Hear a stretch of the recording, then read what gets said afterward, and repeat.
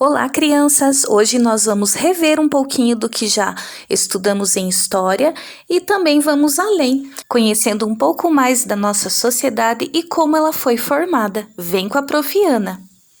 Nós estudamos que os primeiros grupos humanos viviam de forma nômade, que não tinham uma moradia fixa e saíam de um lugar para o outro em busca da sua sobrevivência, e que também utilizavam a pintura rupestre para se comunicar. Vimos que com o domínio do fogo, a domesticação dos animais e a agricultura, eles passaram de nômades para sedentários. E assim começaram a se organizar em aldeias. Começaram a organizar-se com divisões de trabalho, hierarquia, e deixaram a vida nômade e passaram a viver de forma sedentária. E então começaram a surgir as cidades, que estavam localizadas na Mesopotâmia.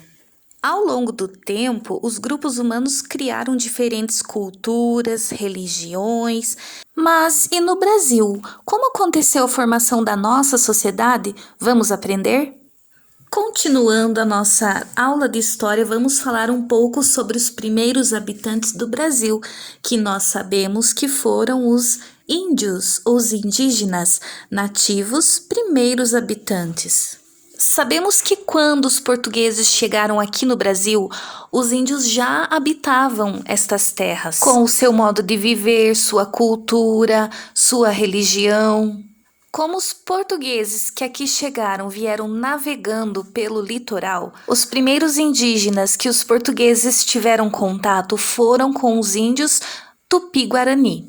Para sobreviver, os índios praticavam a pesca, a caça e também plantavam alguns alimentos como feijão, mandioca, milho, abóbora. Os indígenas estavam espalhados por todo o Brasil. Tinham características diferentes dos brancos que aqui chegaram. Viviam sempre reunidos e organizados nas suas aldeias. Toda aldeia tem um chefe que é chamado de cacique. Existe também um chefe religioso ou curandeiro que é chamado de pajé. O povo indígena também é reconhecido pela sua grande religiosidade. E esta está muito ligada à natureza também.